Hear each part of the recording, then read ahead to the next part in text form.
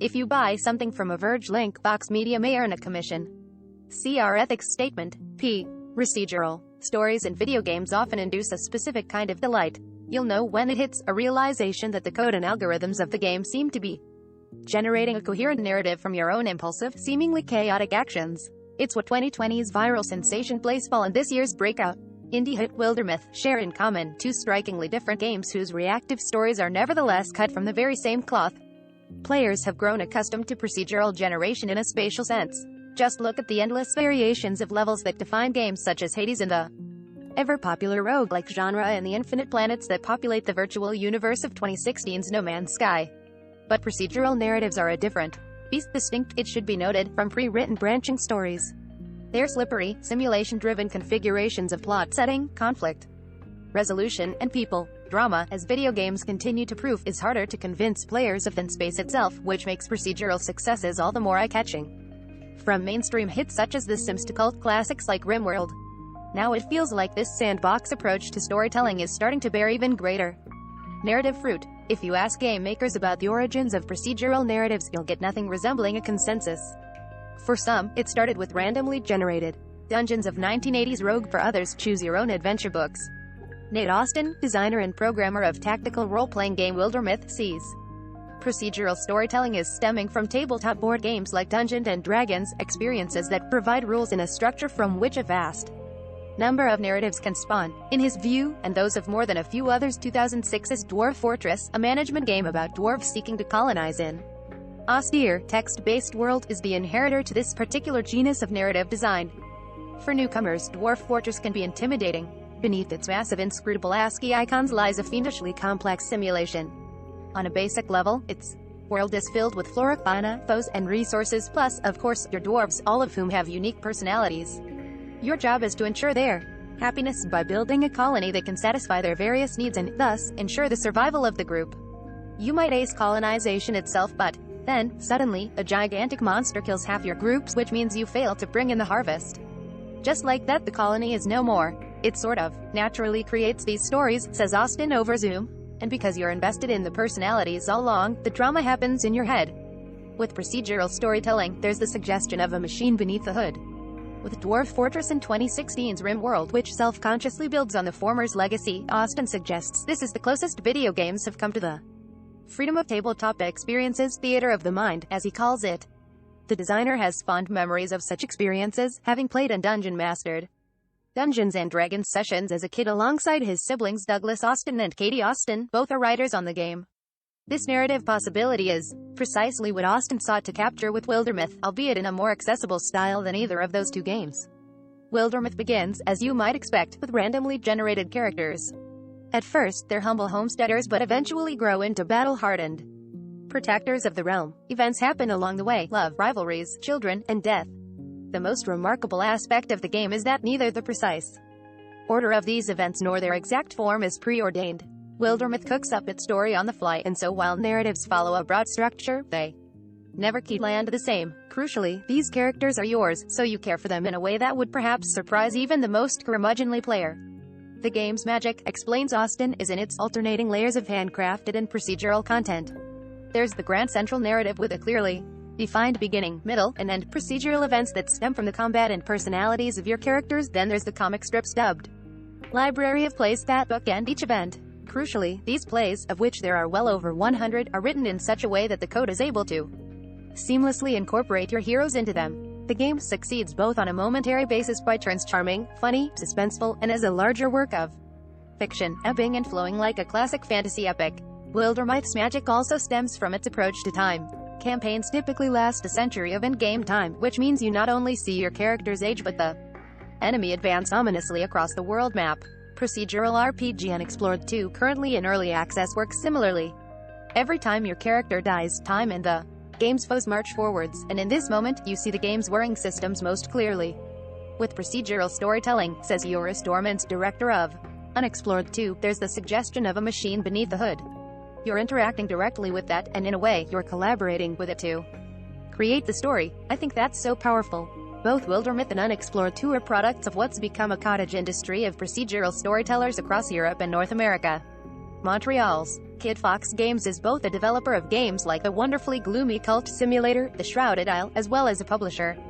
It's set to release a visually updated version of Dwarf Fortress on Steam, part of an ongoing collaboration between co-founder Tanya Short and Dwarf Fortress designer Tarn Adams. The two co-edited 2019's procedural storytelling and game design, what amounts to a Bible for aspiring writers and designers in the field. Across the Atlantic, Emily Short, no relation to Kid Fox's Tanya, recently joined Fail Better Games as creative director, bringing a wealth of interactive fiction experience to the studio developing the romance murder game Mask of the Rose.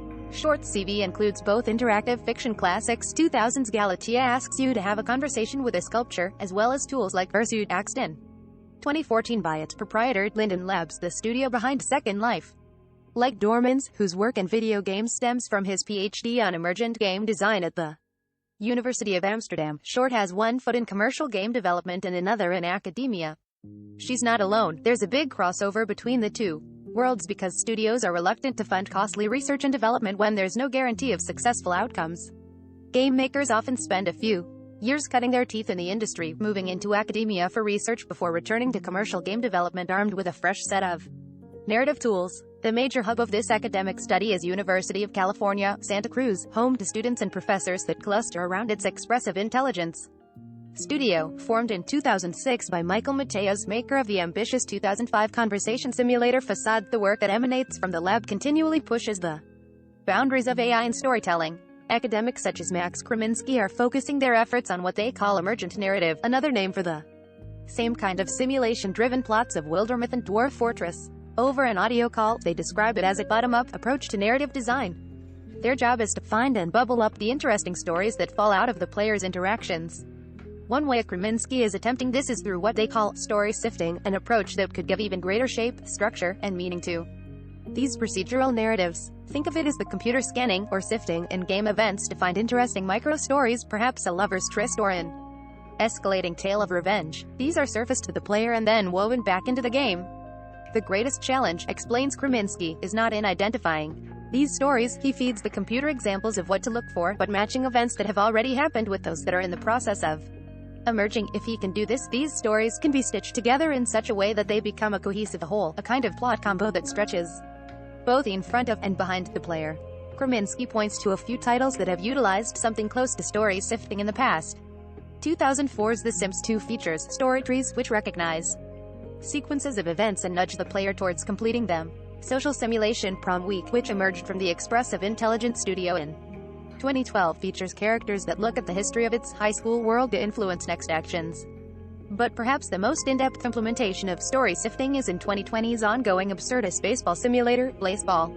Players bet on matches involving bizarre fictional teams like the Baltimore Crabs, whose roster includes even weirder procedurally generated characters. Their traits can range from Shakespearean to anti-capitalist. This sifting happens in a few different ways, explains Kat Manning, narrative and design consultant on the game. At first, it was simply oral storytelling. Players would have to see an event happen in real time and then relay that to the community. But then, because the game spits out an eye-watering amount of data, players were having trouble keeping track, which is where the Society for Internet Baseball Research stepped in. The fan community essentially developed a tool to let players watch replays of past games using data available on the site, what Manning calls a backward story. Baseball now features its own feed on the site that surfaces important storylines to players, but a great deal of the story sifting still happens organically in the Discord chat. While most procedural stories occur within single-player games, Baseball is a rare example of what happens when the scope is blown up to incorporate tens of thousands of players, almost like a mass hallucination. The deluge of fan art and even music is a testament to not just the stories its spreadsheet-like simulation generates, but the way we as players are able to imagine color and detail into its world, just as readers do with literature. You might be wondering why major studios, usually so quick to incorporate such innovations into their glossy blockbusters, haven't yet jumped on procedural storytelling. The simple answer is that the variables involved become infinitely more complex and expensive at such scale. Still, there are a few exceptions. 2014's action-adventure Middle-earth: Shadow of Mordor tracks your showdowns with the game's heroic mini-bosses through its Nemesis system. In turn, the game creates rivalry-focused mini-narratives inarguably more enjoyable than the main story itself. There's also the State of Decay series, which features a cast of algorithmically generated zombie survivalists, the first a great deal more successfully than the second.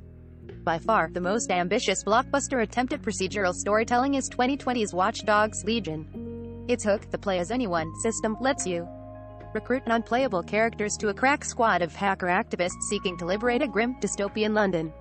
Every single non-playable character has a unique background, occupation, hobbies, relationships, felonies, special abilities, all of which are generated by the game's census system.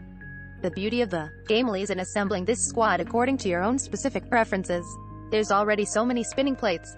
While the play-as-anyone system is easy to understand, its implementation was anything but, says Liz England, team lead game designer, over Zoom.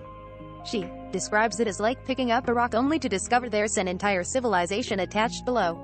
Because of its procedurality, whole aspects of production had to be relearned: animation, lip-syncing, and game lighting. There's already so many spinning plates shipping a game like Watchdogs Legion, says England.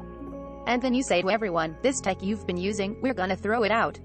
This pipeline, we need to invent it from scratch. To make a game with a difficult concept to wrap your head around from a developer's side and then to scale that to hundreds of people across multiple studios around the world, it's very different if you're making an indie game. England, who recently joined a new studio headed up by State of Decay's Jeff Strain, says there are other aspects of indie procedural storytelling that big-budget games can't hope to match, at least not yet. Take medieval power simulator Crusader Kings 3, which generates text boxes with information specific to your playthrough. That becomes much harder when it's something somebody actually has to say out loud.